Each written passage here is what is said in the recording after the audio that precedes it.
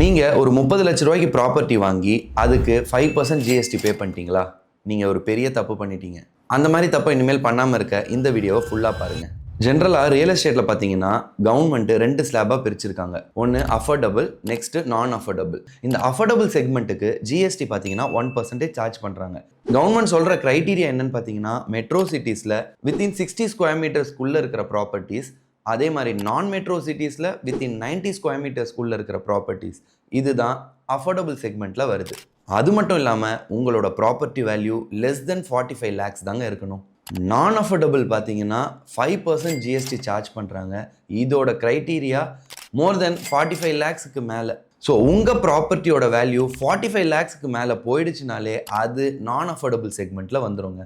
So நீங்கள் next time ஒரு property வாங்கும் போது உங்களுக்கு எவ்வளோ ஜிஎஸ்டி சார்ஜ் பண்ணுறாங்கன்றதை செக் பண்ணிவிட்டு வாங்குங்க. இந்த மாதிரி யூஸ்ஃபுல்லான ரியல் எஸ்டேட் கண்டென்ட்டுக்கு இந்த பேஜை ஃபாலோ பண்ணிக்கோங்க.